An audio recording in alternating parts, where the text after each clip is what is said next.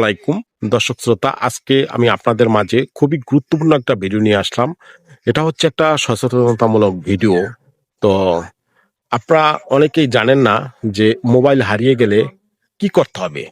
তো মোবাইলটি যখন হারিয়ে যাবে তখন আপনার সর্বপ্রথম একটা কাজ করতে হবে।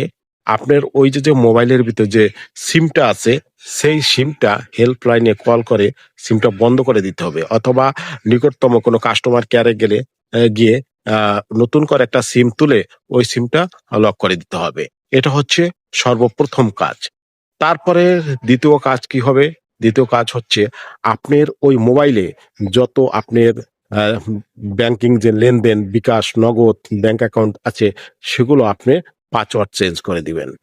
তারপর আপনার আরেক আরো কাজ আছে, সেটা হচ্ছে আপনার ওই মোবাইলে যে ফেসবুক, টুইটার, ইনস্টাগ্রাম, তারপর বিভিন্ন অ্যাপ, আরো অ্যাপস যেমন হোয়াটসঅ্যাপ, ইমো, যে পাসওয়ার্ড গুলো আছে ওটা চেঞ্জ করে দিয়ে নতুন করে লগ ইন করবেন আপনার অন্য মোবাইলে। তো এগুলো কাজ আপনার গুরুত্বপূর্ণ, এগুলো কাজ আপনি করতে হবে। এগুলো কাজ যদি না করেন তাহলে এগুলো দিয়ে কিন্তু আবার প্রতারণা করবে আপনার সাথে। এই জন্য বলছি ভাই, এই কাজগুলো করতে হবে। আর আপনার আহ এই কাজ করার পরে আপনার নিকটতম থানায় থানায় অথবা আপনার নিকটতম থানায় গিয়ে আপনি আপনি একটা জিডি করবেন, ওই আইএমই নাম্বার নিয়ে, মোবাইলের আইএমই নাম্বার নিয়ে একটা জিডি করবেন।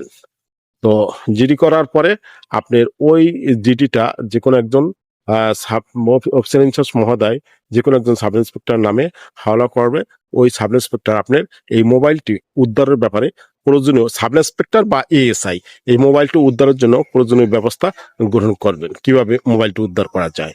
তো এভাবে করলে কিন্তু আপনি মোবাইলটা দ্রুত উদ্ধার করা সম্ভব হবে এবং কি আপনি নিরাপদ থাকবেন।